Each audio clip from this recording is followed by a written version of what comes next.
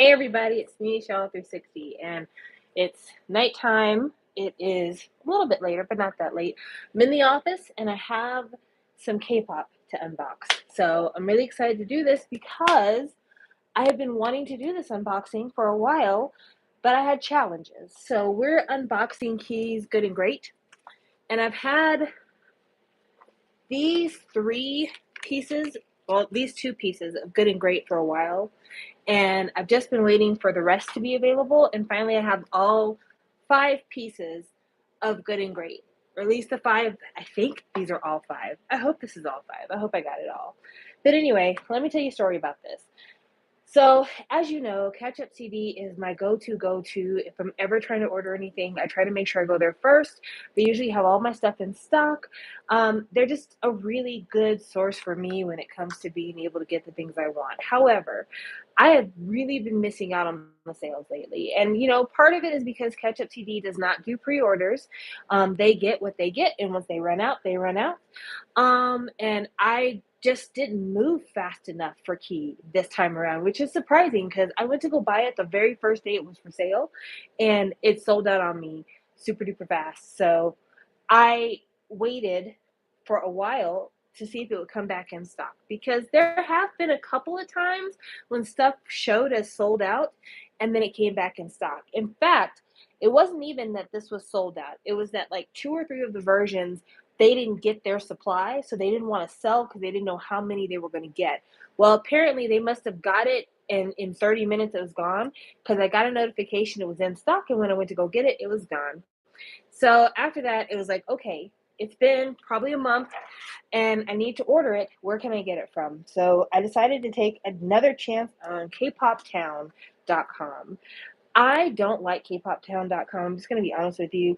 They have a couple of very niche things that I need, which is the reason why I even fuck with them in the first place. Like, if I'm looking for an indie something or other, they're really good for that. They have somebody who does pre-orders for Shiny merch now, which is a good way to get involved with kpoptown.com. So, like, when they had their anniversary and they were doing anniversary goods, I ordered them from Kpoptown because they were taking, like, pre-orders for somebody to wait in line and buy the goods. So in that respect, they work for me there. But their shipping is not very cheap, and it takes them a while to ship things. So not fun. Not fun at all. But I finally got my shipment. It came in almost 2 weeks after I ordered it, and it is here now. So let's go through all the versions and let's talk a little bit about Keys Good and Great. I'm going to be completely transparent here. When Good and Great first came out, I really didn't vibe with the song. Number one, because I don't know if you can tell, I work in an office and I'm good, I'm great, I work, get paid. That's not a sentiment I carry into the office. I just don't. Like, when I'm headed to the office, I'm like, I would love to be anywhere but this motherfucker, please. So wasn't really vibing with that necessarily. But I liked the actual mini itself. I thought the mini was really good. I especially loved Cool As, but I don't think I actually gave that mini enough credit for how cohesive it is as a dance album. It is a really cohesive, really good dance album, and it comes from all different layers of like house, electronic. It's really good, and it also has like a couple of really sweet moments in it that are kind of nostalgic, especially I would say the very last song. The very last song is Mirror Mirror, and there's this kind of like twinkly, not piano moment, but like this twinkly moment in it that reminds me of Orgle, and I love that. Cool As sounds like the song Lady, me Lady, hear me tonight. I can't remember the name of the group. Like, it's my mind is skipping. But yeah, like there's just a lot of really good dance house moments. And this album really has convinced me, full stop. Key doesn't need to worry about being a pop star. Key needs to be like Korea's dance legend. Like, he really, every time he does a dance song or something with a dance sensibility, when he goes retro, it really suits. And this is such a good, consistent project with lots of really great dance tracks and dance influences that it just makes me feel like this is what I want to hear from him all the time. I especially like Intoxicating.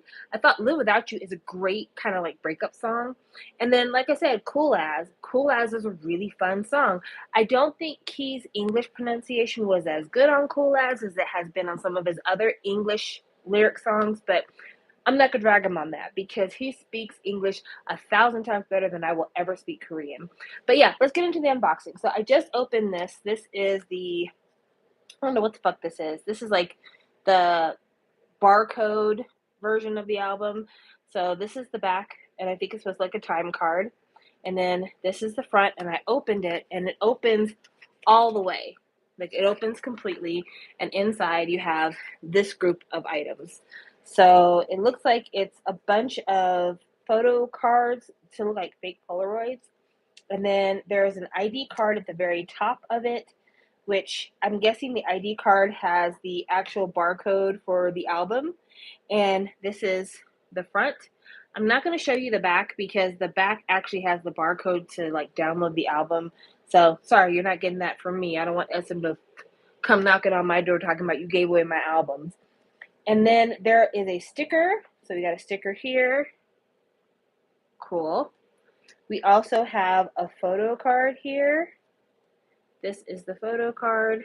This is the back. Now see, this is what I look like coming to work most days. Like, what do you want? But yeah, and then it's got like a little instruction barcode. But it's these little Polaroids. That's what they look like on the back. They're meant to be little bitty Polaroids, and they're cute. They're all taken, it looks like to me, on the set of the MV.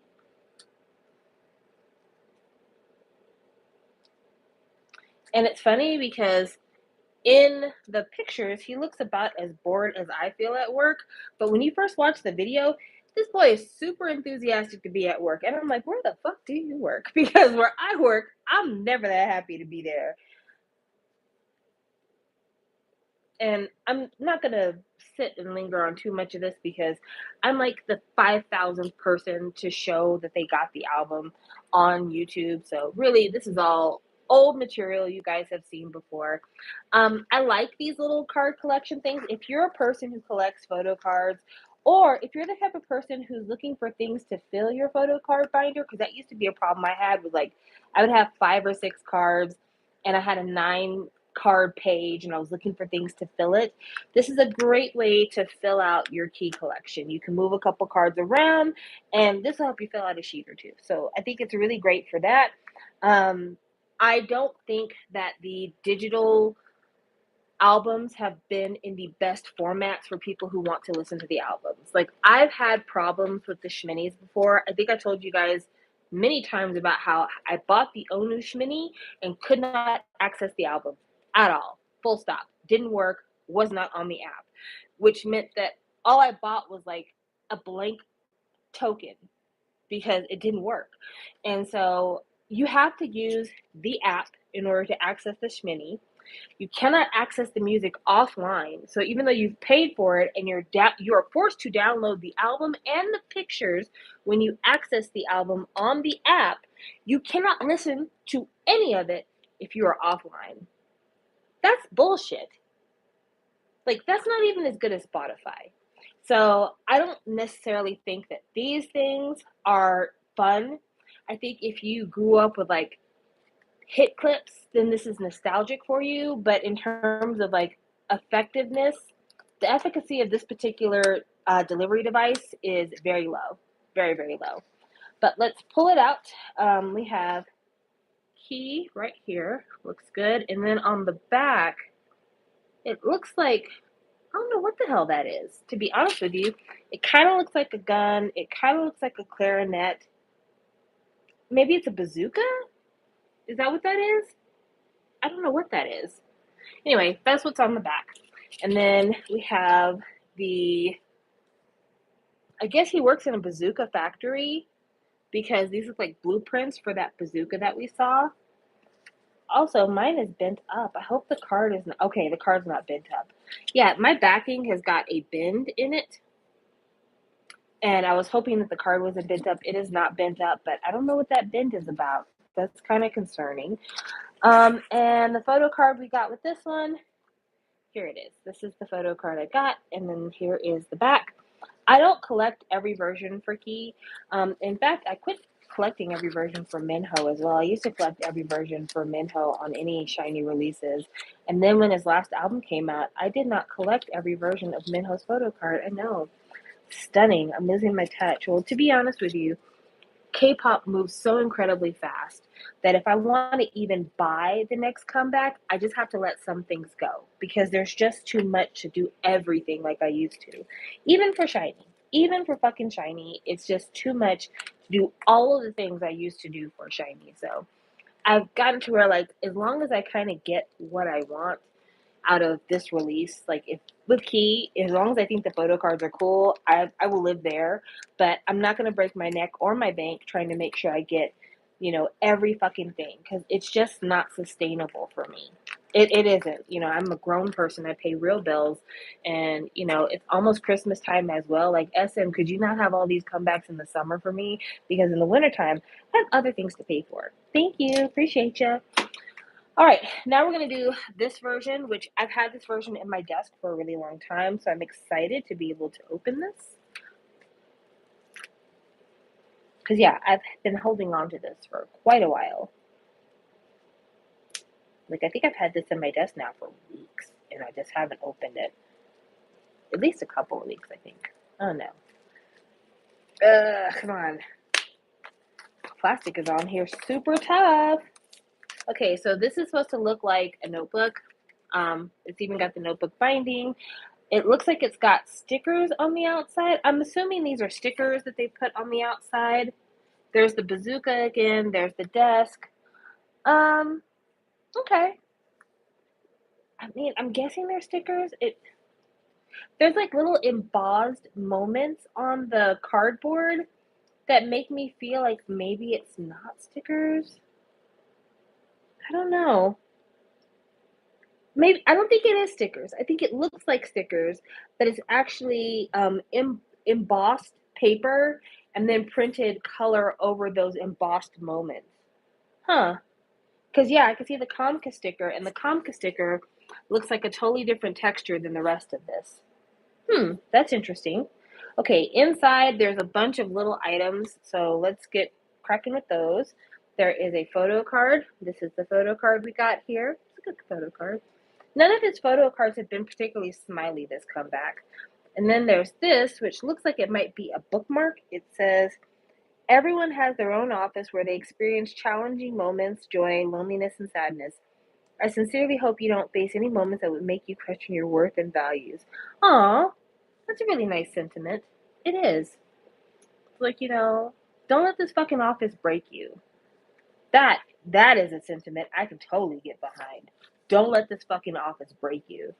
And then this is the advertisement. Then this is Key. I actually really dig this picture. The color on this picture, or at least the color on his face, super duper pretty. I like that a lot. There is a sheet of stickers in here. And I'm looking at this, and the stickers correspond to some of these embossed moments. Key, you're not going to get me to use stickers. Fuck what you heard. I'm not using stickers. So, like, there is a little impression shape right here, and I know you can't see it very well, but it matches this green sticker right here. There is a shape on the front right here that matches this sticker right there. I get the feeling you want us to put these stickers on this album. It's not happening. Quit trying to force me to use fucking stickers. I'm in my 40s. Leave me alone. And then there is a mini CD in here. A little miniature CD. The fucking bane of anyone's existence. If you still use CDs in your car, then you already know. The mini CDs are hard to get your car to recognize. When you try to get them out of the car drive, they get stuck. They're just not fun. Like, they're fine if you have a boombox, and sometimes they're okay if you have a computer, but if you're talking about trying to use them things in the car, they're more trouble than they're worth. I do not like them.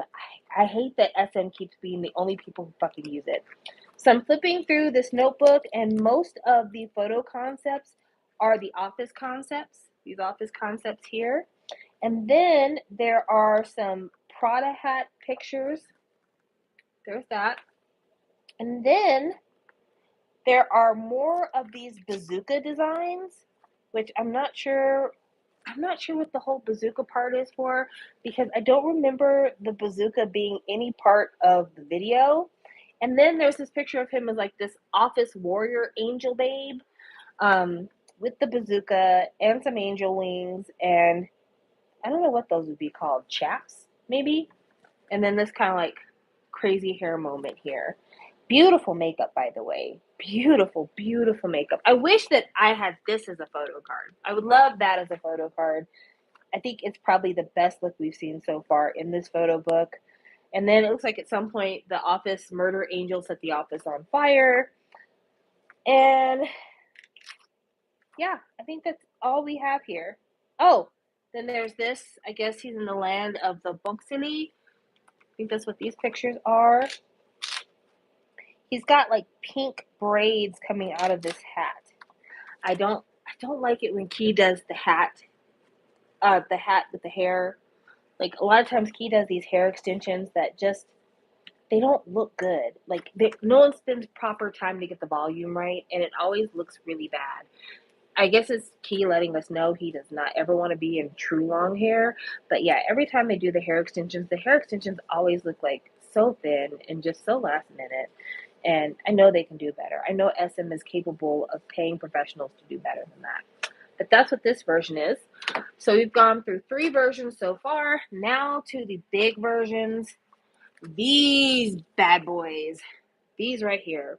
These are the ones that I had to wait to get the most because they were sold out other places. And they're like file folders. They're like real file folders. Like if you had this at a desk, you'd flip through your files. So I like that. I like that it is a different concept. It's still probably a magazine in here, but it's a different concept, and it uses a production technique that's already in place. So they didn't reinvent anything. They're like, people make colored files, we'll just use the colored file template, fill it with stuff, sell it to people.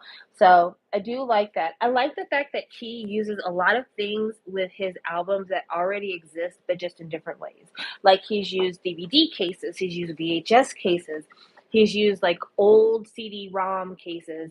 He uses a lot of like easy to manufacture ideas to present his music. And he finds a way to fit newer technology or newer stuff that he's trying to do in old media formats. And I really respect that because, you know, at this point, nobody's going to have a K-pop shelf with every item being at the same level and everything matching, like maybe Mamamoo, but nobody else. And so if you're trying to have the most interesting packaging, people aren't really making brand new packaging anymore. There was a time when, you know, you would have magnetic packaging and you'd have box packaging and you'd have somebody shaping something like a pyramid. I'm looking at you, Miss A. Or you'd have something being shaped in a circle. I'm looking at you again, Miss A. I'm looking at Taeyong from Big Bang. And there would be all these different shapes and stuff like that. And each time when you're trying to manufacture this item, you have to go to your manufacturer, your fabricator, and let them know, I want to use this form. I need you to make several copies of this form. And I think it quit being lucrative every time a K-pop company would have to go to the manufacturer and say, I need you to create this form and print this form because the creation of the form costs money. So now instead you're like, you make manila envelopes, right? I need 100,000 manila envelopes. That's an easy order. That doesn't take the manufacturer fabricating a brand new item. Instead, they use just a regular fucking folder and they fill it with stuff. And so I appreciate that. On a strictly business-minded way, I appreciate that he's using already in use forms to do something different with his packaging. Is it annoying a little bit? Yes, there is an actual genuine for real fucking paperclip here, and there's a fucking waist trainer rubber band here. That shit's kind of annoying. Like, let's get down to the meat and potatoes of it. It is kind of annoying having to deal with those things. But again, I still respect the hustle. I still respect the creativity. So I'm not mad. All right, let's get this one out the plastic. Okay. Ooh, it's a little bit bent. Just a little bit. It's not too bad, but that's unfortunate. Took off our waist trainer here, which these things, how long do you think it's going to take on your shelf before this right here dries up and becomes brittle and loses its elasticity, and then you have to throw it away? I don't know, but I'm waiting to see because I feel like this is going to get brittle and dried out. It's, at least where I live in a very arid place. It's going to dry up fucking fast here. Oh, the paper clip is a removable. Okay, so the paper clip on the front holds this picture on. You can actually take the picture off of the file. So that's pretty good. I like that. That's something different. And then it has applicant key artist. Okay, that is cute. And in Korea, apparently they expect people to work 7 days a week. Boo. All right, so this is the CD. All of my shit is bent. Why is everything so bent today? The corner of the CD package is bent because someone was being careless. But this is a full-size CD, and it looks like a paper plane. That's very cute. You know, get distracted at work, and you're just like, shit, I'm just going to make paper planes. That's cute. And inside of the file is all of your goodies, all kept in one place. That is nice. Okay. And I saw that Sarah said 8 months. So this, what is this? Is this just a photograph? I think it's just a photograph. It feels very glossy. It almost feels like a sticker because it's so glossy. See, it's so glossy. But I think it's just a photograph on like photo paper. But yeah, super duper glossy. Then you have, what the hell is this? This is a lyrics book, right? But look at these, look at the binding on the lyric book. It's like little, like you're supposed to hang it from something. Is this something that they have in like Korean offices? Because I've never seen a staple that looked like that before. Okay. But yeah, it is basically just the lyrics. It's pretty uninteresting, pretty boring, but you know what? It's supposed to be an office, so I get it. Oh, and then at the very back of it, it's Key saying, thank you. Oh, that's cute. I like that. Oh, yeah. Cool, cool, cool, cool, cool. And then inside is a poster, it looks like. What is on this poster? The Office Avenging Angel and Boxley. And then Boxley Sr., I think. Cool, cool, cool. I like that. I won't be hanging it, but I like it. Ah, the booklet in here says confidentiality agreement. Being an SM artist, you would know about that, Key.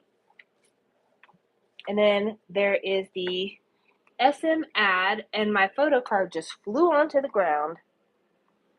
Okay, so this is the concept I liked, and I got it as a photo card in this version, but still not smiling at all. Yeah. Okay, and this booklet here is all of the Office Avenging Angel pictures. That's all it is. The whole thing is just the Office Avenger. See? There's not any other concept in here. Even if you get all the way to the back, it's all it is. Which is fine. It's fine. I'm just not going to spend a lot of time looking at it right now. So that's no big deal for me. And then this is interesting. So this is the confidentiality agreement, which is signed but blank.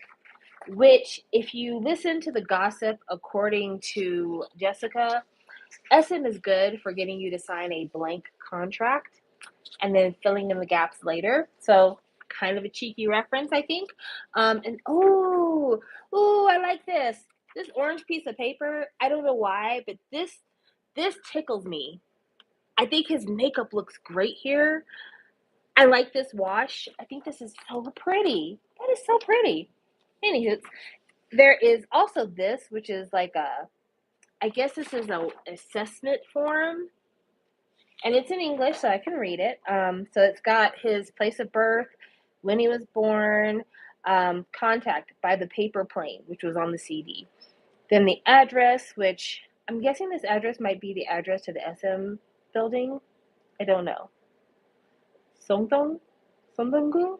Sondonggu? Okay, about me. Master key to all solutions. Enjoy challenges and strive to become a better version of myself always. Looking forward to new things happening.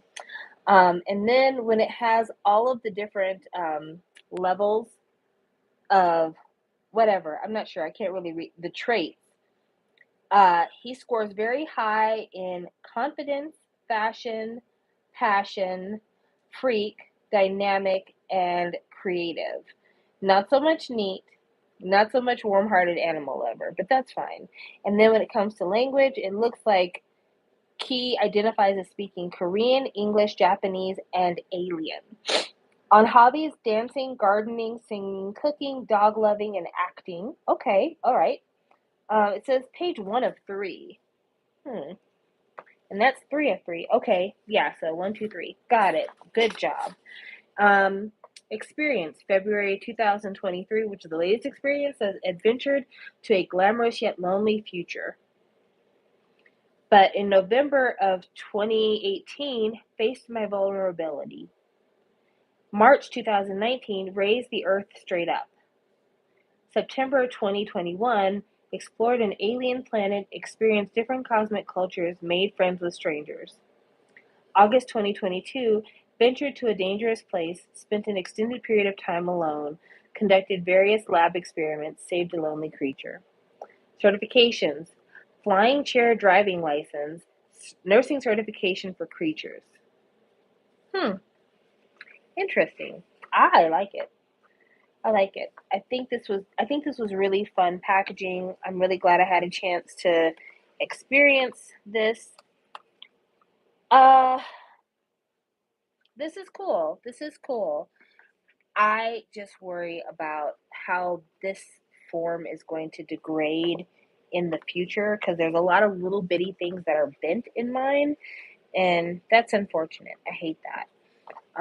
Also, I'm wondering if I need to put this picture inside this folder because on the folder, there's these little dents here, and I don't think it's showing up on camera, but there's these little dents where you could slide a picture in there, and I'm wondering if this picture that's on the outside, if you're supposed to take that off and put it inside. I'm not sure. Let's open the next one. This one's a little bit bent too, and I think it's bent because of the plastic, because the plastic on this is super, super tight. So I can only assume that maybe the plastic is what's causing it to bend because it's formed super tight around this. Come on. There you go. I'm having a dickens of a time trying to get this open. Still having a hard time getting this open. What the hell? What is with this plastic? Oh my gosh.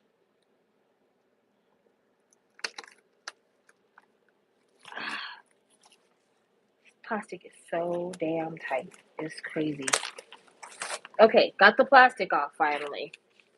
So this is the second one, and it's got that same kind of embossing here. This says on the front, it says the same thing that the other one said about everyone having their own office. Mine is bent on the corner because nothing can be intact for me. Everything must be half destroyed. Let's go inside here. This does not have that same flap that the other one had well, no, I'm thinking of a different form. So this is exactly the same. I was lying. It's exactly the same. And then this is the picture, the removable picture on the outside. I don't know. I like that picture. I think it's sweet. Then let's open it up and get all the goodies out. We have the CD, and the CD has the paper plane again, so it's the same for both versions. It's got the same glossy picture. Maybe it's different. It is different. Oh, okay. So this version has the Office Angel pictures. That version has the Prada hat picture on the quad. So that's different. Okay, cool. Then you've got your lyrics book with the same weird bubble staples. I've never seen that before. And it also says thank you on the back. So that's cute. Then another poster, which I think this is going to be the Prada hat picture.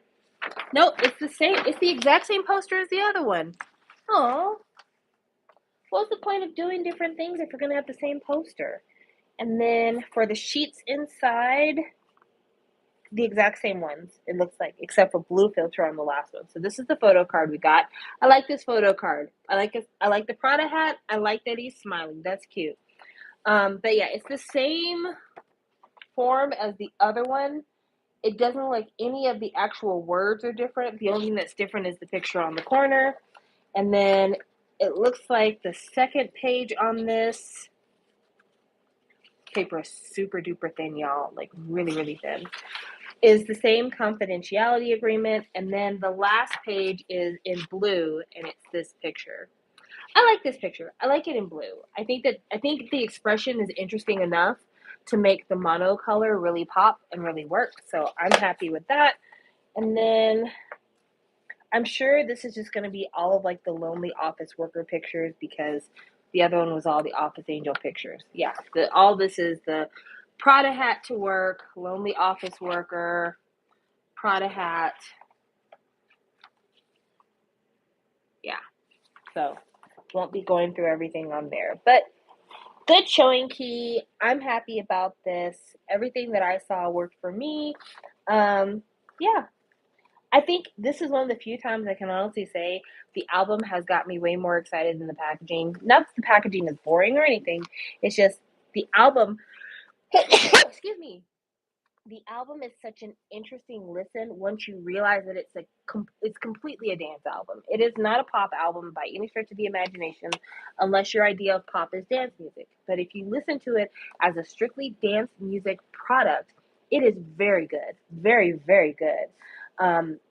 It sounds like somebody who spends a lot of time listening to dance music and has like certain dance music genre favorites and decided to do an album based on like one song from each of those genres. And that to me, I can always respect. And so Key as an artist has not failed me. Key as an artist is always a champ. And I'm really excited that I got a chance to get all of the things. At least I think I got all the things. If I'm missing something that I forgot to order, please let me know because as time goes on, it'll get harder and harder for me to find these things. So I need to try to get it ordered as quick as possible. Um, I have another thing here, a couple other things here I'm going to show you. So I'm going to talk about this briefly, but only because it's the only way that I'm going to want to talk about something else. So this right here is the new Hoodie album by Hoodie, who is an artist that I love. I've bought 2 Hoodie albums thus far. I've enjoyed every single one of them. This was surprising to me. I didn't know this packaging was going to look like this, so I'm not sure what I'm about to open. But Hoodie is, I believe she's on AOMG. She's been on there for a really long time. She is one of my favorite KR&B artists ever. If you like KR&B, she's always a great time. This album is absolutely no exception. It is a beautiful listen from top to bottom, front to back. She is a consistent vocalist, in my opinion, and I feel like this is a great like lo-fi beats to study type of album. So get into it if that's something that you find yourself needing. But also like I wanted to talk about her album because I listened to somebody else who I used to really, really love in KR&B, their album recently, and actually I was nonplussed. So this is the CD for Hoodie. The album is called Sailing, and it's just, it's exactly what you'd want to listen to if you were sailing. It's just, there's a couple upbeat songs, there's a couple of slower songs, but it just all is just really, really beautiful. This is the cover. It has like a map, and then the other side is lyrics. I like that a lot.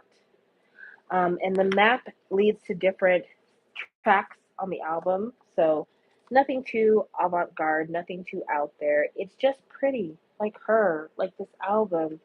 The CD itself, nothing really special on it. It's got like a little bit of a compass design on it.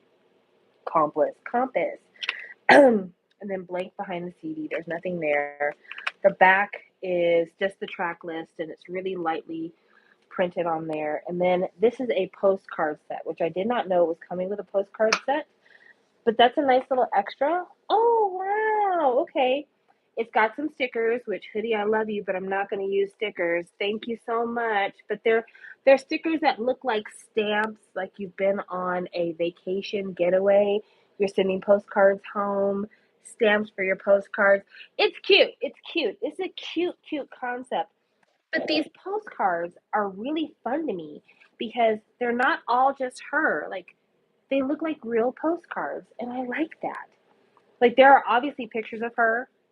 She's got pictures in here. She's not like, hey, look at my vacation, but the pictures work. And then when it's not her, they're just gorgeous photographs. Like, really, really pretty. I like this a lot. Come on. Come on. Like, if you didn't know anything about the music and you saw these, to give you an idea of what kind of music situation you're going to get into, this is so it. This is definitely sailing at dusk, listening to just like really intensely wonderful, full music. I love this album so much, and I'm so glad I get to talk to you about it. It looks like a couple of these pictures, like this picture right here, looks like a redo from the very first picture. Not saying, just saying. Some more really fun things here. I'm not going to show every single thing because I'm not an unboxing channel, but that's a repeat too. Hey, how many repeats are in here? Hopefully not very many because that would stink. And I think that's a repeat as well. Hum. That's not cool. Oh, it's a cow. Okay, I love you again. I love you again. Whatever I said that was disagreeable, we're over that because you put a cow picture in here. Yeah, this is cool. This is really cool. I think this is a redo as well. Some of these are redos. Some of these are really redos. Not a big deal because that's one of the things when you're out and you're traveling, sometimes you buy multiples of the same postcard to get to different people. So I'm not mad at it. I really am not mad at it. But yeah, this is so nice. All right, now that I've talked to you about the nice things, let me talk to you about things that wasn't so nice. Crush came out with a new album called Wonder Ego, and I don't like it. I don't like it. It's not terrible. It's not terrible. It's not even the worst thing that Crush has done. Probably the worst thing that Crush has ever done was the single uh, that he did with J Hope. That was awful. Really, really awful. And I don't say that as a hater to J Hope at all. I think J Hope did exactly what he was supposed to do. I just think that the music on that was bad. Like the actual backing track was bad. I don't want to hear Crush rap. And so I didn't like it. And I went into Wonder Ego really worried that I was going to get more of that. And honestly, the first two songs, horrible percussion. Like the percussion was just so insistent and it seemed like it drowned out everything in the background. And it just wasn't great. I didn't like the first few songs. I didn't really start liking the album until maybe about the third or fourth song. Bad Habits with E High is an excellent song. There's a song he has with an artist called Amaka, and I thought that song was decent. The song with Pinamico wasn't great because I don't really like Pinamico's voice recently. The song he did with Dynamic Duo did their part very well. I didn't think Crush's part was very well. There are a couple of songs at the end of the album that I thought were good towards like the close of the album, but the new Crush album has 19 fucking tracks. That is a long ass album. That album is just shy of an hour. It's like 48 minutes and some seconds, but it's really long. It's got, in my opinion, too many tracks. It feels like, it almost feels like Crush is a little bit directionless. And I don't say that to be rude to him. I don't say that in response to the whole concert controversy of him not shaking the black fans' hands. No. I'm saying that because at the same time that Crush's album came out, after years of wondering if it was going to happen, we got a brand new Dean song. We got a brand new Dean song. Now, truth be told, I don't think it's a brand new song. I don't. I think it's an old song. The things that make me think it's an old song is the songs cover art looks exactly like a pose from the Pour Up single cover art. Like it's the exact same pose on your knees, angel wings covering your face. Also, it has that same kind of distorted voice effect that was on the song Pull Up. And it makes me wonder if this song was written during that time. Maybe it was meant to be on 130 Trouble Mood and it just never made it. And then he decided to revisit it because he always kind of liked that song and said, I'll just release it as a single. It doesn't sound like a new song, especially doesn't sound like a new song because I've heard Dean's voice recently on a couple of collabs. I've heard his voice on an IU song. I heard his voice on Crush's album From Dusk Till Dawn. And Dean doesn't sing that way anymore, if that makes any sense. Like when I listen to this song, there are parts of his voice that sound very much like how his voice used to sound. And it makes me think that this is an older song that he recently remixed and released. At least that's what it feels like to me. And that maybe the reason why the cover art looks so similar to the cover art from Poe Up is because he's letting you know this song was created and put together around that time. But all that being said, it's a gorgeous fucking song. It's called Die For You. It's a really, really beautiful song. I'm glad to hear new music from him. Honestly, I think Dean is somebody who, if life was fair, he would never have been famous. And I don't say that to like knock any of his behavior or say he hasn't been a good artist. I think he's been a great artist. He's done at least a couple of albums worth of collabs since 130 Trouble Mood came out. Between the stuff with Fancy Child and the stuff that he's done on, the rapping television show where he does like various guest spots, like he works. Dean is working. He's always putting something out at least once a year, it seems.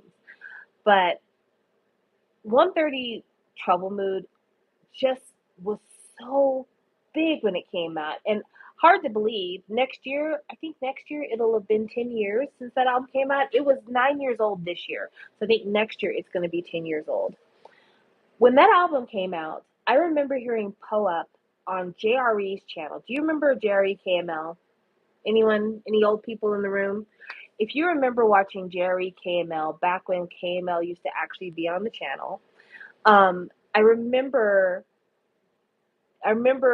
Dre doing the Poe Up reaction.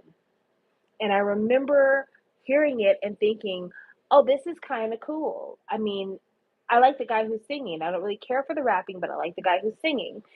And then when I found out it was an album, I listened to the album and it was literally love at first sight. I did an unboxing on my channel. If you look through my channel archives, it's actually one of my most popular videos ever. I did a full on review of the packaging, of the songs, of the motifs. Like I really was into I was really into Dean at the time. And after the album blew up, it was like, we need the next project. And unfortunately for Dean, the next thing he put out, besides like guest spots and collaborations, was the song Instagram. And when I say unfortunately, I mean, it was unfortunate because I think maybe already he was struggling with a lot of the media attention he was getting because not only was Dean a very impressive singer, Dean was also a very impressive songwriter and was writing songs for Block B. He wrote a Christmas song for EXO, which I recently watched a stage for that song. And Dio and Baekhyun do amazing Dean impressions. If you've never heard the song, I think it's called Under the Tree. What is the name of the EXO song that Dean wrote? But it's like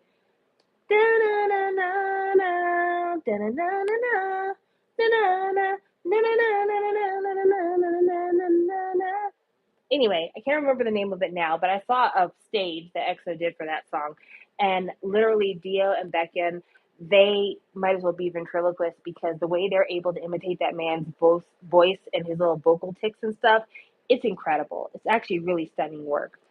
But yeah, Dean, unfair. Thank you. Thank you. It is unfair. Uh, so Dean was already in the press for having this amazing debut album, these really cool debut singles that had come out before the album, because actually Dean debuted in America before he debuted in Korea, if you didn't know. And then he gets we find out that not only is his own music amazing, but then all of the stuff he wrote for other people is amazing. Then he does two songs for Hayes's debut and July. Both of those songs, Shut Up and Groove and July, eternal classics. Then he comes out with Instagram. Oh, and did I mention that Dean is also extremely attractive? Like, he looks like a boy band member. In addition to being this talented, having this voice and this songwriting, he also looks like a dream. He looks like a dream. And then he releases Instagram. And Instagram is, if you weren't there, you wouldn't understand how big Instagram was. But Instagram was so big that it went international. It really did. And it made it to where everyone was like, whatever this next project is going to be, it's going to be bananas. It's going to be the biggest thing ever. Everyone had these humongous expectations for the album. And it started with Dean saying, I'm still working on some tracks I'm postponing for a month. I'm postponing for a couple of months. I'm postponing for 6 months. I'm going to wait till the next year. And years passed, and years passed, and years passed, and we didn't get anything. And finally, it just got to the point where, people would say, oh, the new Dean album is coming out next year. And me, being the fucking eternal pessimist that I am, I'm like, yeah, it's going to come out when my next child comes out. And I appreciate Dean as an artist. I do. And I understand not everybody's artistic process is fast. I understand that some people are fastidious and they're perfectionists and they can't release things until they feel incredibly comfortable with it. Even this song, Die For You, after it was released, Dean's like, I have updated it and I've posted it to my YouTube page. So the one you heard initially isn't even the right one. Like, he's still revising something. I understand that. And I understand people focusing on Dean's looks and looking at the success of everything he did early on. It's intimidating. It's like being Michael Jackson being asked to make another Thriller. Thriller was a once in a lifetime thing. Bad was a good album. Dangerous was even a good album, but you're never going to have three Thrillers. You're never going to have that. And so I think it's been too much for him. Also, like, not gonna lie, fans are not nice to Dean. Like, when Dean fell down those fucking stairs during an Instagram live, we have never let him live that down. We have brought it up all the time because it's been funny. Laugh, bitch, it's funny. But I say all that to say there are a lot of things that I think at the end of the day led to him not really feeling like he could put out another album. And then I think there was a moment in time about 5 years ago when Dean was really, really thinking about coming back. And then he did a collaboration with Sully, and then Sully put out her solo song, and then Sully died. And I just think it was too much.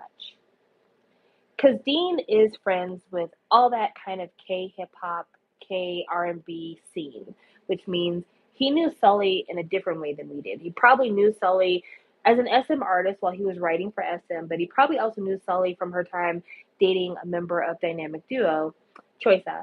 And he probably knew her as like her own person. And he probably had been somewhat privy to how fame was attacking her on an almost nonstop basis and just how it was wearing away her personhood and how hard she was working to maintain her personhood. And I could see him being shattered by her death. Also, not for nothing, a person who worked for SM as a songwriter, watching Junghyun pass away, and then Sully passes away, and then just even being somebody who's in the entertainment sphere of Korea, then you have Guhara pass away, and it just feels like this is too much. This whole fame bullshit, it's too much. It's too much to have people have high expectations for you. It's too much to have to look a certain way. It's too much to have to deliver results because you have stakeholders. It's too much to take the audience's criticism when you can't meet those expectations because those expectations are phenomenal. It's too much to have assholes like me talking about Dean being in a throuple with Zion T and Crush. It's too much. It is too much. And I think that there was just no incentive for him to try to maintain a regular releasing schedule because no matter what he put out there, people were either going to use it to put extra attention on him because it's amazing, or people are going to critique him because it's not amazing. He had a song that he released, and I forget what the name of it is. I think it's called Howling, and it's him in a parking garage kind of singing slash moaning. And I remember a lot of people were like, this shit is bad. Me being one of them. I didn't get it. But then he did like a song for GQ Korea that was fucking amazeballs, and it never got released anywhere, and it's not on Spotify. And I think he just was like, I'm just gonna focus on art. I think that's what he's done. I think that's what he's done. But I wonder what this song means for him now. For him to release Die For You, and like I said, my theory is Die For You is an old song that's gotten some new production to it, or maybe it's been tweaked a little bit. But with releasing Die For You, is this like the mandatory song I release before I go into the military type of song? Is this a song that's indicative of him testing the waters to see if an album would still be welcome after almost a decade? Is this song just something that he was going through the records at the studio and said, I always like that fucking song. I should release that. I don't know necessarily what his thought is for this song. I don't know what the rationale is, but I hope Dean can understand that, like, all of us, at least me and the people who were listening to him a decade ago, we're all in different places. We really, really are. We're in different places in terms of what we think is a funny joke. We're in different places in terms of our expectations because honestly, up until I heard the fucking song, I did not think the song was real. Like, I even put it on my Twitter. Until that song comes out, I don't believe shit. We're all in different places. And I think now more than ever, if he wanted to put out a project of super personal songs or songs that artistically mean a lot to him, I think he's going to find we're in a better place to receive that than we have been in the past. I know in the past, when I first started listening to K-pop, because I've been listening to K-pop now for 11, almost 12 years. So not a complete veteran, but been listening to it for a while. Um, in that time, I've really moved away from being kind of your Korea boo. Oh, Korea must be perfect. Everyone's so lovely. The music is so fun, yada, yada, yada. And I've really moved to a place where the dinner services, yes, I was just leaving. I've really moved to a place where I am more focused on the music, more than I've ever been. I'm more focused on the music. And I'm in a place where I can really appreciate somebody with a very artistic point of view giving me a very artistic product. I really do. I think I'm in a place where more than before, if he wanted to give us something that he's like, this is me. This is where I'm at in my headspace. This is where I am with my art. This is the stuff I've been working on. This is what I'm proud to present to you. I think I can enjoy it now without looking at album sales. I can enjoy it now without looking at, how is it doing compared to other people. I can enjoy it now without a bunch of music show stages. I can enjoy it now without a bunch of really cute visuals and, a lot of music videos with him being handsome in videos.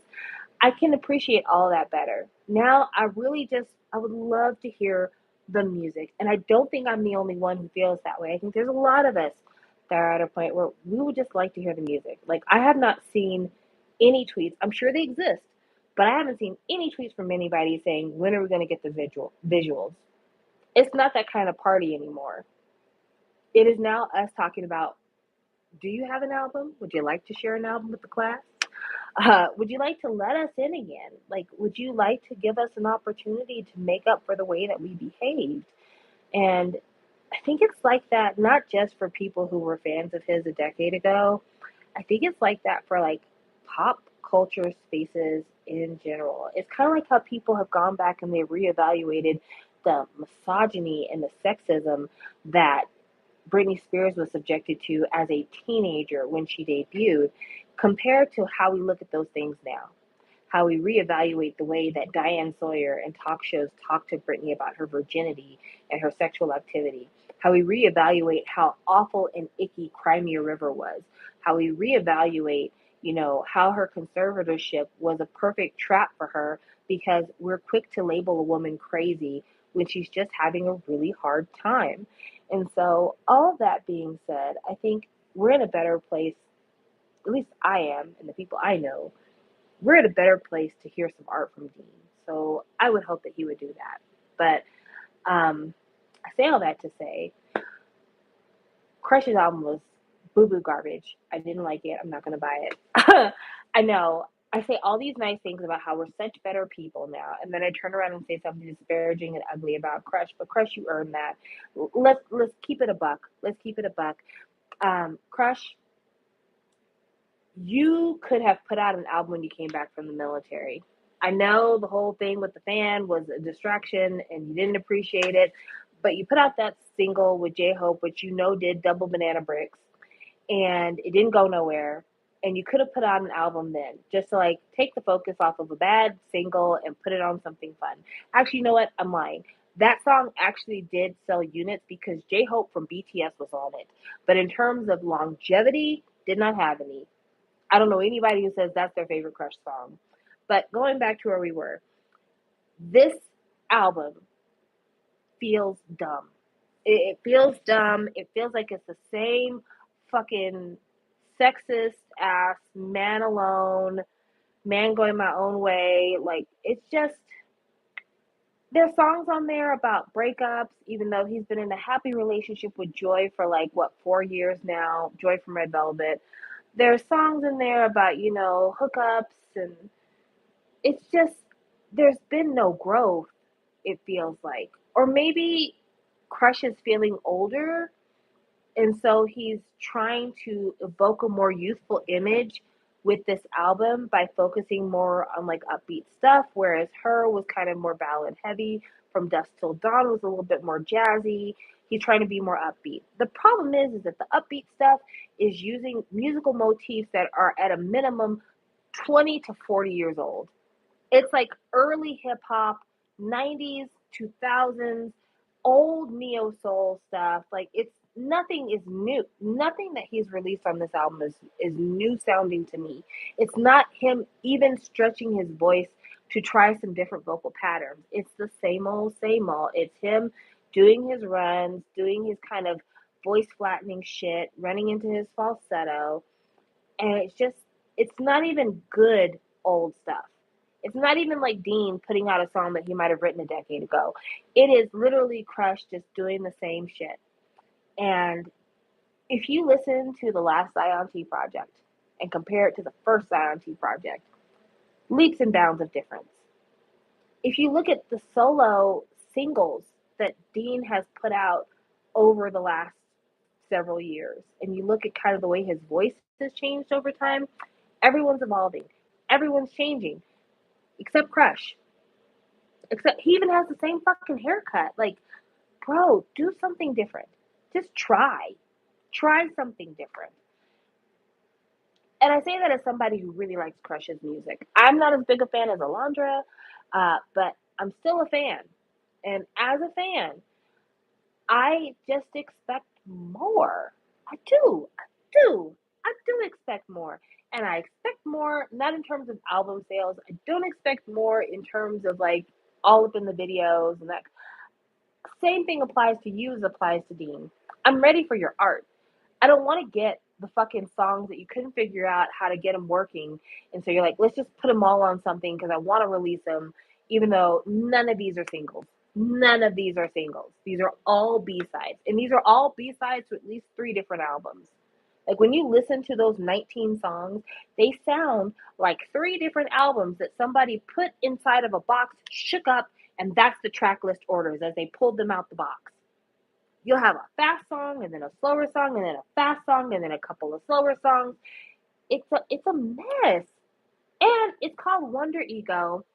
And he's used wonder as a motif before. There's been Wonderlust and Wanderlust, and so we're going back to the same fucking well. We're going back to the same fucking well. And I just I would like to see him do something different. I really would. I would like to see him do something different for him. Even if it was an album full of collabs. I would love to see him collab with like a lot of younger artists and be forced to change up his style because this this album was not nearly as enjoyable as his past projects have been. I almost felt bad about complaining about the percussive noise on the first two tracks because one of my favorite Crush songs ever has really heavy percussion. There's a song called Bittersweet by Crush. It is probably my favorite Crush song of all time. It has really strong percussion to it, light years ahead of whatever the fuck this is that he just put out. I don't dig it. I don't even think it's particularly artistic. And that is probably the biggest insult is that you make a bitch wait for your enlistment, for you to get out, for you to figure out what to do, and then this is what you release. Wow. Hot garbage. Basura. So, I say all that to say, Dean, open arms whenever you're ready. Zion T, open arms whenever you're ready. Crush, get back in that fucking studio and do something for real. Get back in that fucking studio and do something for real. Quit listening to old Earth, Wind, and Fire and Stevie Wonder albums and listen to whatever the fuck is on the radio right now. Listen to Tyler's Water. Listen to the Trevor Jackson cover of Tyler's Water. Just do something, but not this. Because whatever this is, you can have it.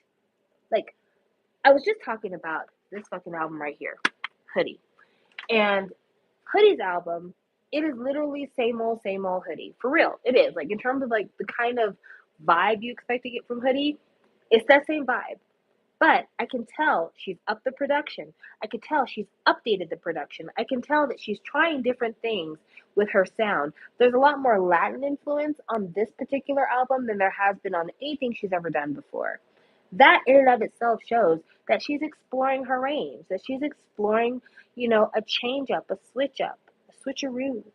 And it may not be massive, it may not be a huge leap in her sound, but it's enough to show that she's really trying and that this was a very thoughtful release that she put together.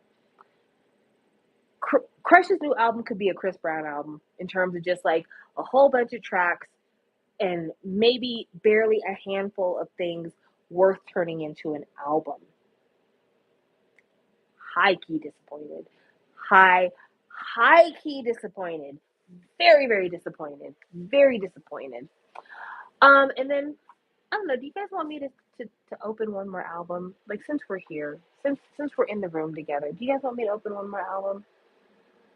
Because I have an album that I could open, and I could open it on this video, and then just talk about it on another video,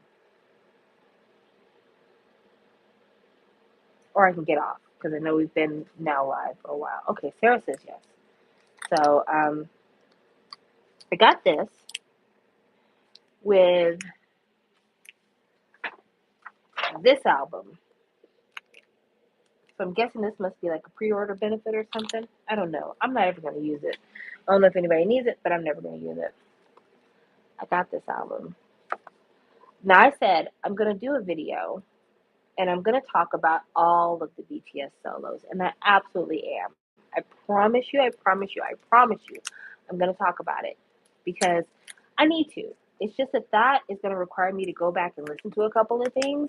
And lately, your girl just hasn't had the time. I might have the time over the Thanksgiving weekend, but like as of today, right now, the girl you're looking at hasn't had the time. But this album right here, I feel like if those other boys don't head to the military lightning fast, it feels like the label has decided that if we don't have a BTS, this is who we're throwing all the money at.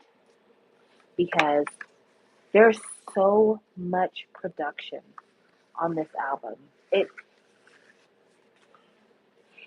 really feels like they hired a focus group agency and they asked them, like, what are the kids listening to? And they decided to give us all the things that the kids are listening to. I just slid it out of the case and there was this big envelope here. I'm getting the shit out the envelope now. They said, what are the kids listening to? And then when they found out what the kids listened to, they said, great, put every bit of all of that on an album. Now, granted, the kids they decided to listen to are in their 20s because there's a lot of like Shawn Mendes, Justin Bieber inspired stuff on here. Shit, a lot of stuff influenced by Craig David and Justin Timberlake is on here. But it's older kid stuff for sure. But it is like, I had anticipated it was going to be like a boy band greatest hits type of situation. Absolutely is. They took every genre of like boy emerging from puberty type thing and they put that on this man. And it makes for such an uneven project with such interesting moments. Also, all of the tracks that have videos are the best songs of the album, bar none. You're not missing out. If you don't get a chance to listen to this album anytime soon, if you haven't had a chance to listen to it, trust me, all the best songs have been released as singles so far. Comes with a sticker. I'm guessing this is the way the sticker is supposed to be. I think it's supposed to be a J, like a cursive J, I'm guessing. This is the photo card that we got here. I don't know why, but this photo card looks like a Japanese idol to me. Are you getting the same vibe? Maybe not. Maybe it's just me. And then there is like I guess it's a Weverse shop credit card here. Another photo card. This is the other photo card. All right. All right. Another J sticker. Postcards here. This postcard and this postcard. And then the CD. There's the CD there. And then I think this is a poster. Yes, this is a poster. This is the poster. Poster. People don't smile no more, apparently. And then there's no extras inside this book. This is a very well-bound book. When I tell you that the money was put into this comeback, do you hear this? This is a hardback book inside of a hardback sleeve. Do you know how much money this shit costs to make? Do you know how much it costs to do this kind of binding? This is not cheap. This costs money. This binding is gorgeous. It's got gold lettering on it. This was not done cheaply. This was mad expensive. They spent a lot of money over there at Hybe. And to spend as much money as they did and just be so incredibly off base is actually surprising. So here's where I want to extend some grace to Jungkook. Jungkook never really got a chance, or at least in my opinion, never really got a chance to be the teen boy that other idols have been. And I think when you start idols too young and they don't get a chance to kind of like get everything out their system, they spend a lot of time trying to reclaim something that was lost to them. Like at this point in Jungkook's life, I feel like he's exploring sexy Jungkook because he is like, I didn't have a chance to be a fuckboy in high school. I'm having to be an adult fuckboy because my high school fuckboy days are way, way gone. I was working for a living during that time. And so now it's time to thirst trap. It's time to get out the shower and let you see my nipples. It's time for me to be in Calvin Klein and have my underwear hanging low. It's time for me to tell you about how I be fucking. Like all that stuff. That all had to happen because that couldn't happen when he was younger. If Jungkook had been 17 years old or 18 years old talking about fucking girls, there's no way that would have passed. If he had talked about seeing girls on Instagram and wanting to like sex them up in real life, no fucking way that would pass. And so he's having to experience this now at a time when he can experience this. Him being a K-pop male in his like mid later 20s, he can talk about sexy stuff now because he's old enough for people not to hold it against him.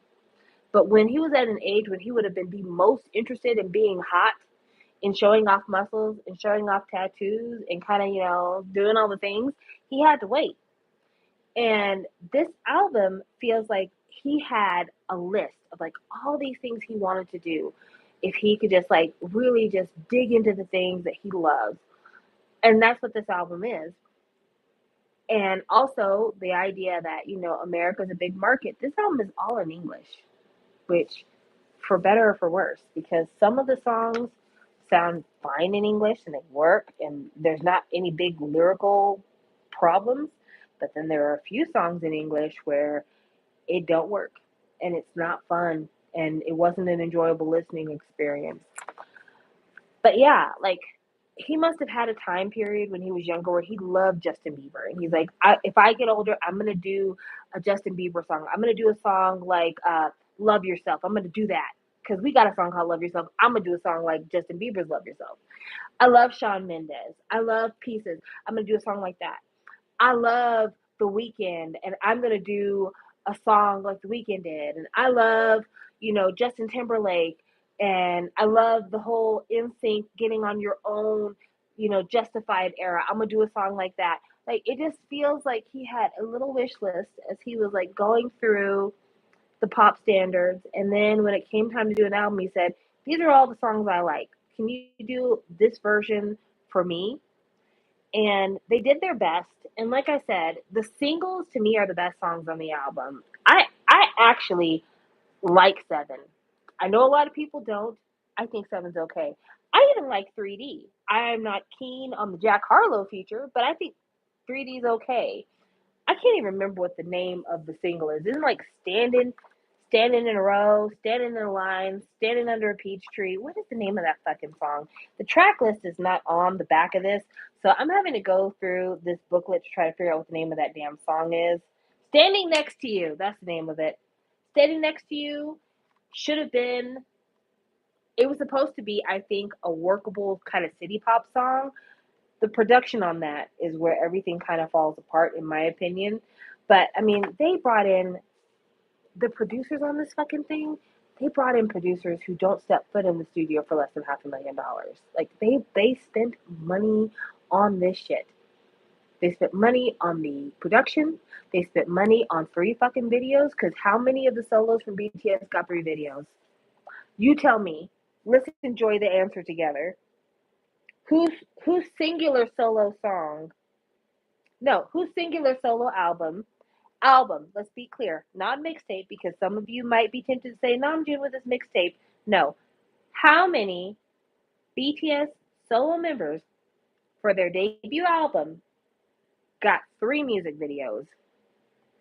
I'll wait for you to let me know. Hell, how many BTS albums after they made the jump into the Western market got 3 fucking videos?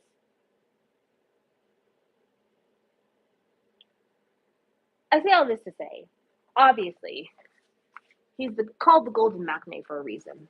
The label loves him. They're betting the house on him. And from what I can tell, the album sells well. I haven't looked at the numbers because I don't really care.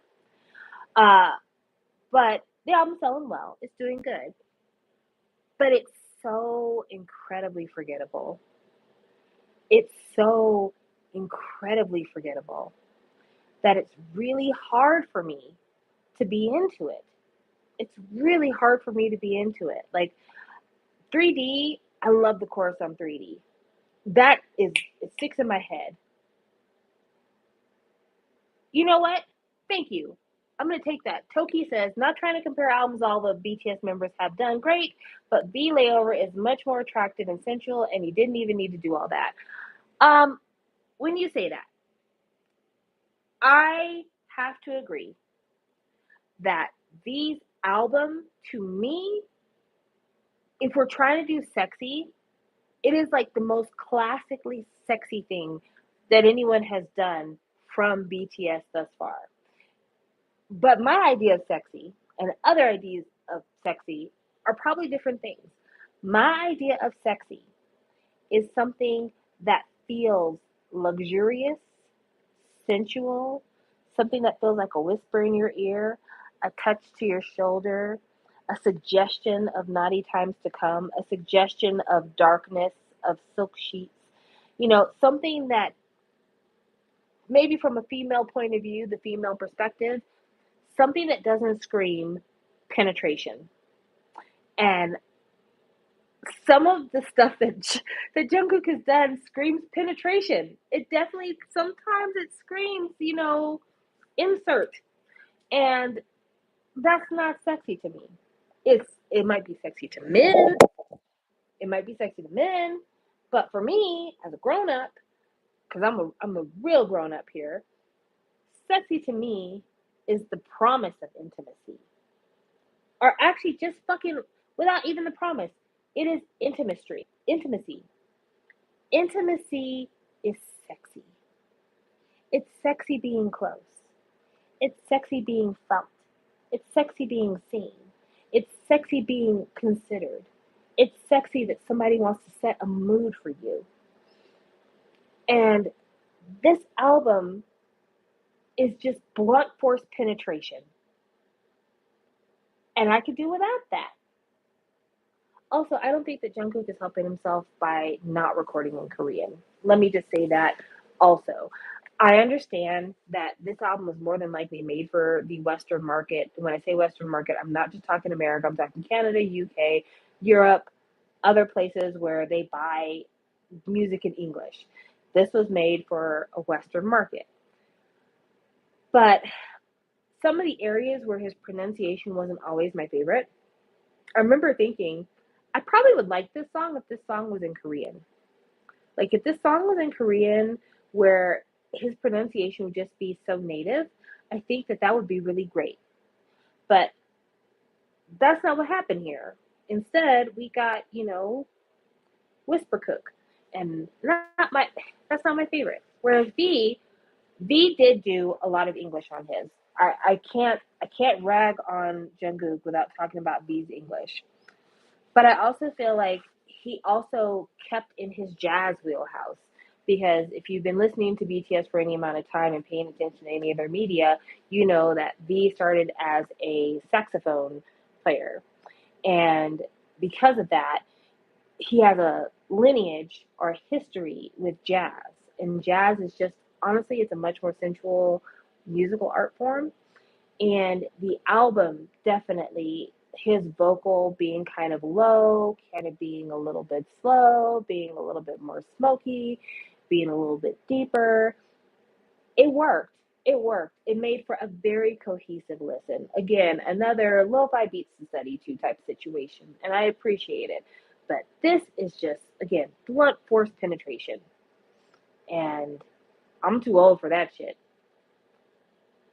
But Jungkook's not. Jungkook's not. And if I had to describe the ideal audience for this, because I'm a realist, and I realize that a man in his mid to late 20s is not writing and producing albums for 40-year-old bitches. That's not happening. But if I was to think about who this album is for, this album is for Instagram baddies. This album is for TikTok stars. This album, again, with the focus group marketing team they probably hired before they even touched this thing, this album was made for fuckboys and hot girls and baddies and TikTok stars and Instagram people and all that crowd.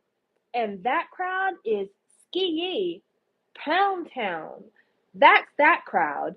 That's why Lotto was on Seven's remix. He's sending a very clear message. This song is for sexually active people around my same age group, maybe a little bit younger, maybe just a slight bit older, but this album is for us.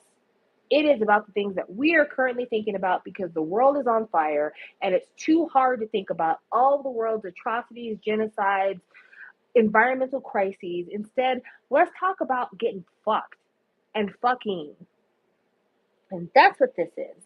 And this does a pretty decent job of being that. Not a great job, but it does a pretty decent job of being that. I'll give him those flowers. But woo wee, woo wee. Sexy? Hardly. Hardly. So I have no more albums to unbox with you. Like, I've got a couple of little CDs, but I'm not going to unbox them because there's really nothing to say. I'm just going to show them to you in case you're interested in getting them for yourself because, sometimes the things I like are things that you like. So I've got this here, which is the Soul album.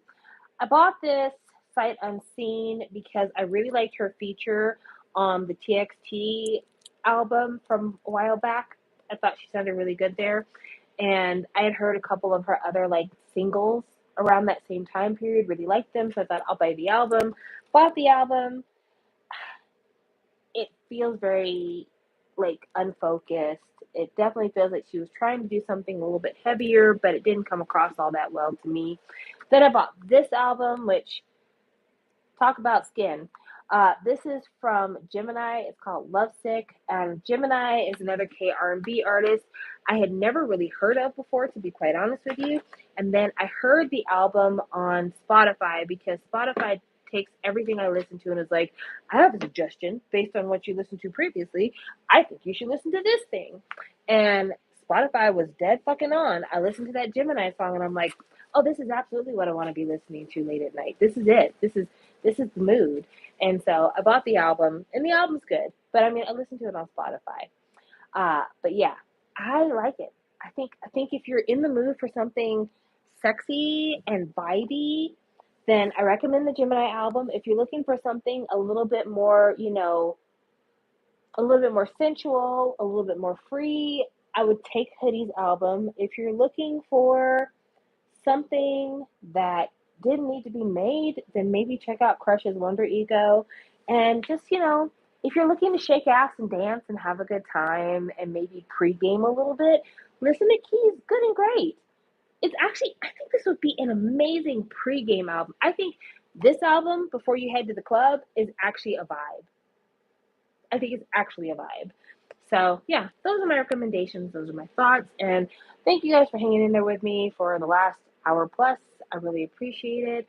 I had thought about talking to you guys in the days since. I wanted to update you about the whole getting ratioed thing. I wanted to talk to you about, I thought about talking to you about the Made in Abyss controversy because I have thoughts, but I'm not an anime person. I would like Mason to talk to y'all about that if he's willing to. Um, I'm saving the Red Velvet talk for when the Red Velvet albums come in. Then we can talk about it because, boy, do I have things to say about that. Uh, and I thought about talking about, that whole Rise TXT. Ugh. I thought about talking about it, but then I said, you know what? No. I find the whole situation gross. I find it a huge invasion of privacy. I don't want to talk about it. Oh, but I will before I get off this live because I have to talk about it. I have to talk to you guys about Kyuhyun from Super Junior almost getting stabbed.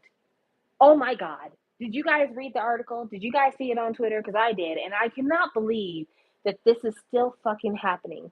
A woman in her 30s, meaning not a young woman, not a brand new person, not a person who's going to school or doesn't have a future to think about because they're just living for the moment. A woman in her 30s, probably an OG Super Junior fan, was waiting in the dressing room for Kyuhyun after he got off stage from the Ben-Hur musical that he was performing in and tried to stab him. He actually got cut restraining her until the police showed up.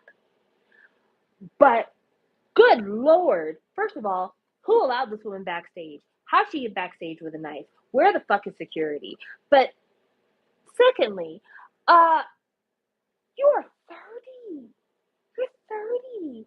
And I don't say that to be rude about like, oh, you're too old for this, but baby, you're too old for this. You're too old to throw away your life on an assault charge on a K-pop idol. What were you thinking? What were you thinking? You're gonna go to jail, mama.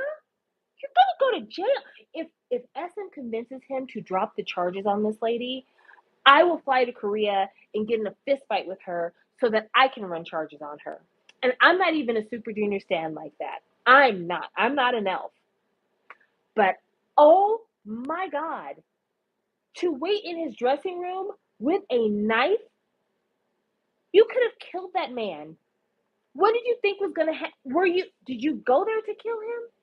And if you went there to kill him, girl, what did he do in your mind to make you think that that was deserved? As far as I know, Kyuhyun has not been the scandal-ridden member of Super Junior. Other than like some very aggressive plastic surgery, I don't ever hear anything about him. He sings his fucking ballads, he does his fucking musicals, and he goes home. Yeah, he's just as misogynistic as the rest of Super Junior, but that's par for the course. Were you going to stab him because of his misogyny? Because, like, girl, if that's the case, I get it. Because sometimes I feel the same way. But we can't do this. We can't be doing this. You can't be stabbing people because they have opinions you disagree with. You can't be stabbing people because they have offended you in the imaginary sphere of life. You can't we can't be stabbing people unless they're trying to actually physically harm us. Do you think he was talking to you through the television? Do you think he was sending you subliminal signals that were accidentally rotting your brain? And same thing, Toki, if you had killed him, what was next? What was next? If you had killed him, if you had been successful and you got that knife where it needed to go to kill this man, what then? Your life is over. Your life is over. If you had stabbed this man and he had died from stab wounds, it's over. You're going to prison, and when you get out, you're a pariah. There will be elves in their 50s waiting on you when you get out the jail. What would it have accomplished? What was tomorrow going to look like the day after the stabbing?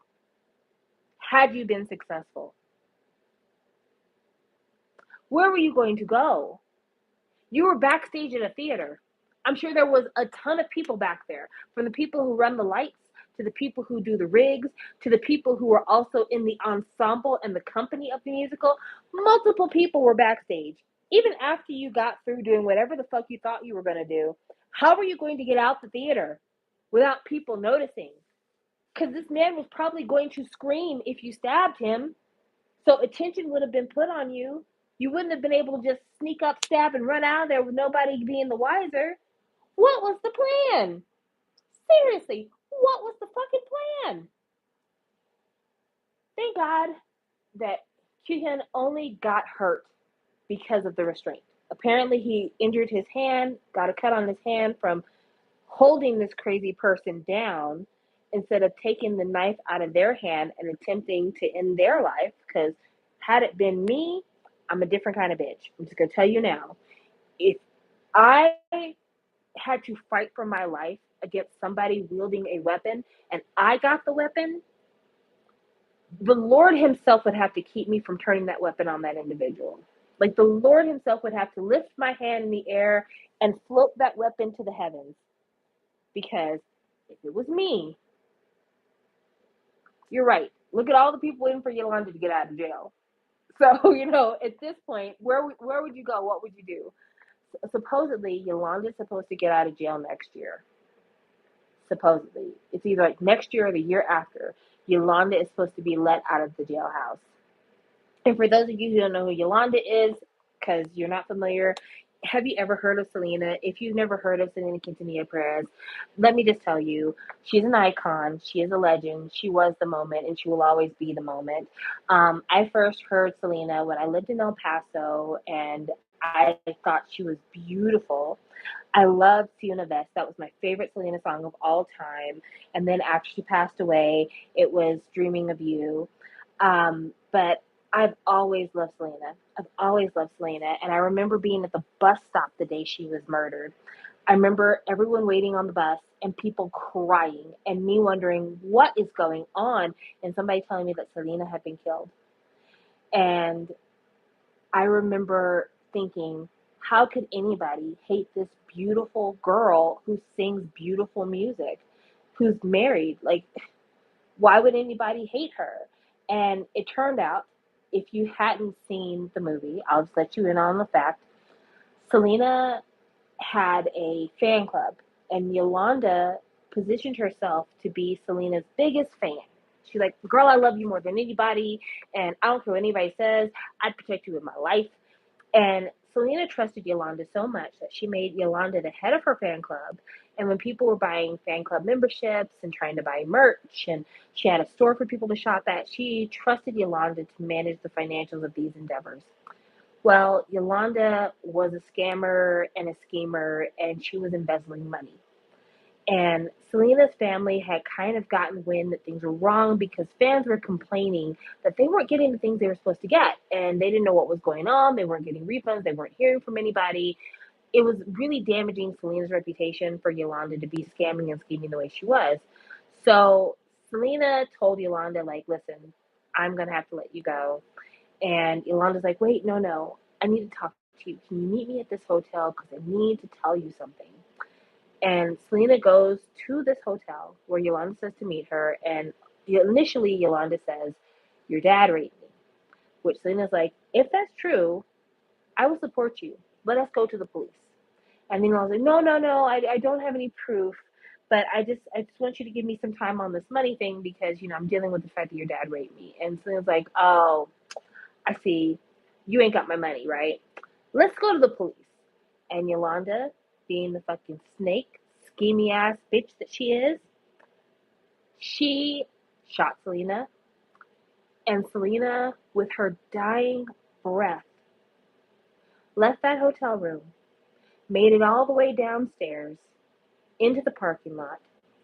The paramedics came and she told them, that bitch in room 305, Yolanda Saldivar, is the person who shot me. And then she died. Now, there are a few things you can fight in court, but when an individual uses their dying breath to tell the paramedics, you shot me, it was you, well, you don't need to go to trial. You really don't. You did, but you don't need to because the world knows who you are. The world knows who you are. Well, Yolanda goes to trial and she claims that it wasn't me, it was the Mexican mafia, it was the government, it was all these other entities. It wasn't me. I wasn't the one who shot her, even though a dying woman used her last breath to say it was me and tell people what fucking room I was in. It wasn't me. And then, in the years after she's locked up, she tells different relatives, I have money in a secret deposit box all over Mexico. You should go get it. And she sends her family to bank after bank after bank to try to find this hidden money. No one finds it. Finally, people start to recognize Yolanda's full of shit. Yolanda's a scammy ass scammer. Yolanda probably has bipolar or some other narcissistic personality disorder. And Yolanda did that shit. And she has been in a Texas prison ever since. Now, if Yolanda is smart, she will ask to be deported because there's not a place in Texas that she is safe. Black people don't like her. Latino people do not like her. White people do not like her. There is no safe place for her in Texas. Not that Mexico would be that much safer for her, because honestly, there's probably a price on her head in Mexico.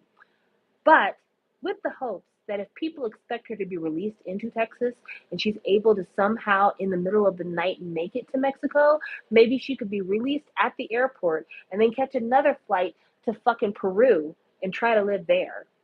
Because there's no fucking way. There's no fucking way. But yeah, much like Yolanda, there are some elves who have been elves for close to 20 years, if not 20 years.